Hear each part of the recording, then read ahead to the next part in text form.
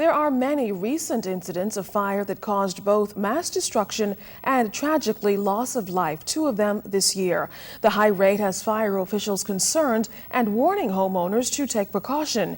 In this report, Shanique Miller recounts, along with one of the most recent fire survivors, the harrowing experience he endured and what effect the episode is still having on his family. It's the first time something ever happened like that to me. Still shaken up and visibly emotional after a fire gutted his home, James Flowers is reliving that fateful night a week ago when his wooden house went up in flames. One of the home's occupants burned beyond recognition. I had to sleep 5 more minutes and wanted to be me and the children. That's how close the fire was to my room door. But 15-year-old Shervin Colebrook will have the scars to show for the rest of his life. The Stapleton School student, only just released from hospital this morning, stood with his family as they stared at the foundation that once bore their home. His face burnt, scarred, and peeling. His head, shoulder, arm, and hands still bandaged. The fire wake me up. So you being burned is what woke you up? Yes, ma'am. Thank God he, still alive, Hazel Colebrook owned the wooden home. She lost her brother in the fire. Now, she begins the process of picking up the pieces. Her 11-year-old daughter still hospitalized. Too often, Bahamian families are finding themselves here, hopeless, homeless, and more often than not, left with only the clothes on their backs. House fires have increased in the past year.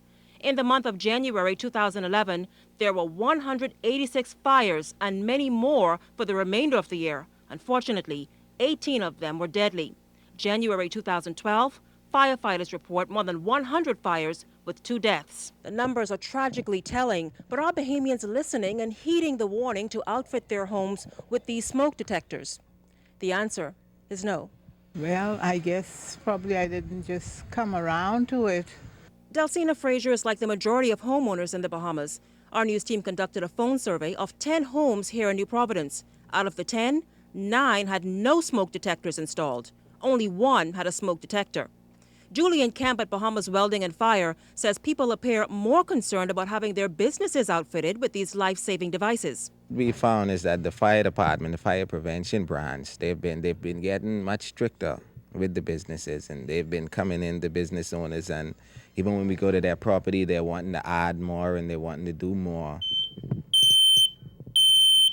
That is the sound a smoke detector makes, loud enough to wake an entire household.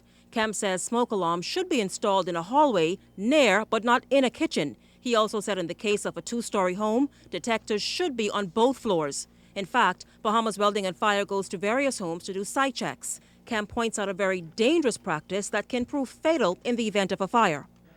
You have a deadbolt and you lock the door. The only way to unlock or lock this door is with your key.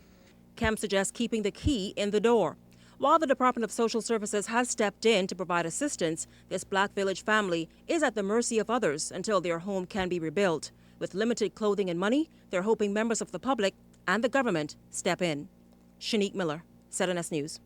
Meantime, police say they're also concerned about the growing number of fires on the Family Islands. You may recall that this year an 11-year-old Lower Bogue Eleuthera boy lost his life in a house fire. Director of Fire Services, Assistant Superintendent Walter Evans, says Family Islanders are more vulnerable as emergency response is not as readily available.